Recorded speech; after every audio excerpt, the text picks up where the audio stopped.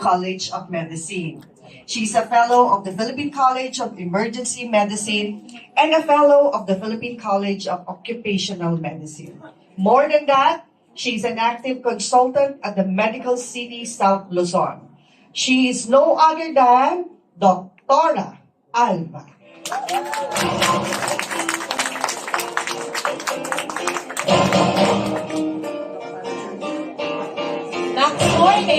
Next morning, Ito na ang ating, hopefully, pandagdag. Medyo ginulat lang ako ni Nicole kasi halos hating gabi nung sinabi sa akin magsasalita ako. Had I known na magsasalita ako, I should have prepared slides. Siyempre. Diba? Maraming salamat sa pag-imbita. Bali, ang trabaho ko ngayon is to tell you about the science of our product. Kasi, katulad ng sinabi ni Dr. Mike, who is a colleague and schoolmate ko rin yan. UP College, 84 naman siya, ako 85. So sabi nga nung matagal na kaming mga doktor.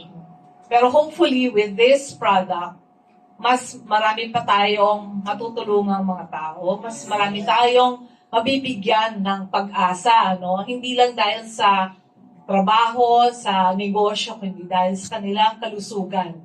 Kaya nga ako naging interesado dito dahil nakita ko na maraming magandang nangyayari sa mga naging pasyente ko. Wala pa akong 1 taon sa Max. Pero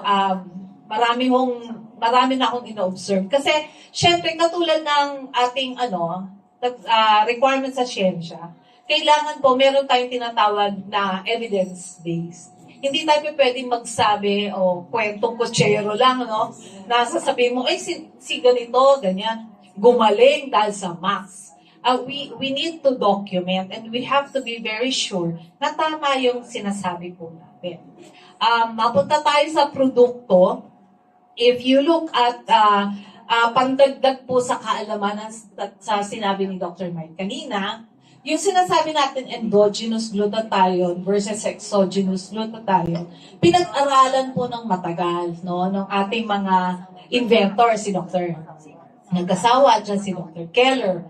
Lumalabas po na hindi talaga pwedeng inumin ang glutathione and to expect the same benefits. Why? They tried to do that, yung exogenous IV, yung ibang glutathione, iniinom po, nasisira po yan sa loob ng tiyan. Nadidegrade ang glutathione as it is, So lahat po ng oral exogenous glutathione, hindi ho talaga papasok sa sistema natin as the way it is recommended. So minsan po, tinataas pa nila yan yung 1,500 to 3,000 milligrams ang iniinom. Sa history po kasi, the reason why na-discover po itong glutathione, ito po yung binibigay namin sa mga cancer cases to protect the liver.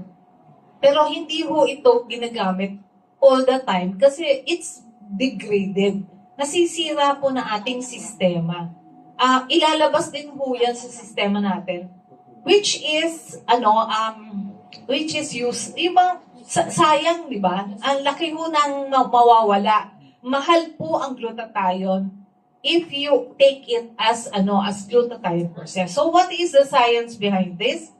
They created the cysteine. The cysteine molecule. Yun po ang ipinapasok.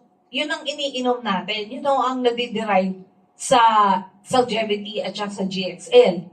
For those who are not aware, yung N-acetylcysteine, which is GXL, yun po ang binibigay namin sa COVID patients.